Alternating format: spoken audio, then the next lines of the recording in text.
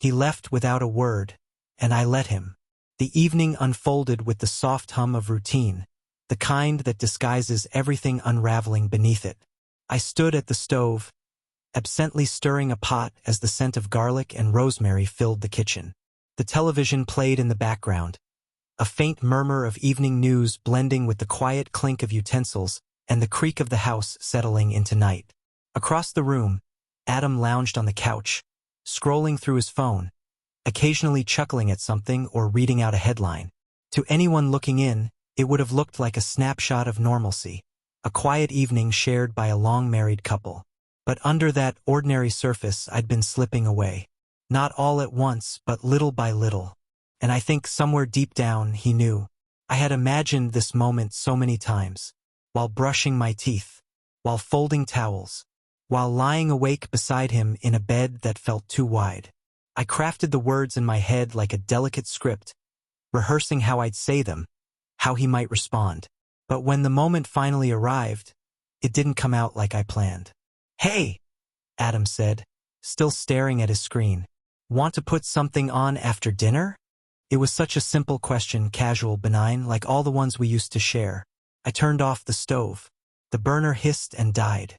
I dried my hands on a towel, walked across the room, and sat down on the edge of the couch. Not close enough to touch, but close enough to be seen. My heart was hammering, but my voice didn't shake. It was almost too calm. "You haven't asked me how I'm doing in over a year." His head lifted slowly, his face puzzled. Like I'd spoken a line from a play he didn't remember rehearsing. A faint smile tugged at his lips, uncertain, maybe hoping I was joking. But I didn't smile back. That's when something shifted. He put his phone down, leaned forward, eyes scanning mine for meaning, for something he hadn't seen in a long time. But I didn't elaborate. I didn't need to. That one sentence held the weight of every lonely night I'd spent beside him, every unanswered look, every conversation that never reached below the surface. He hadn't been cruel.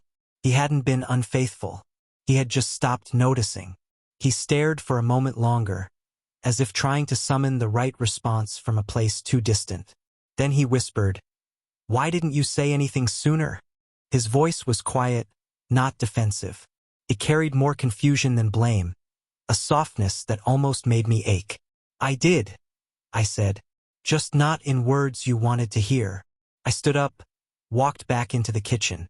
There was no drama in the movement. No tears, no slammed doors, just an overwhelming stillness. Behind me, I heard the couch creak as he stood.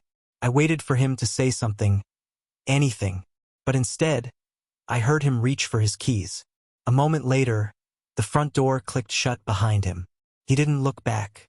I stood frozen in that silence, unsure if he'd return in minutes or if that click had been final. But the door stayed shut, and the stillness remained. That night, I sat at the dining table alone. The stew on my plate had gone cold, untouched. The house felt hollow, not just empty, but stretched somehow, like even the walls were holding their breath. He didn't come back that night, or the night after. There were no messages, no missed calls, no effort. And maybe that's what cut the deepest. Not that he walked away, but that he didn't pause, that he didn't fight, that even in the aftermath, he didn't ask if I was okay. Didn't ask what I needed. Not even then. Love doesn't always explode in shouting or tear-stained goodbyes. Sometimes it dissolves slowly, quietly, until all that remains is the absence. He didn't storm out. He didn't slam doors. He just left, and I let him.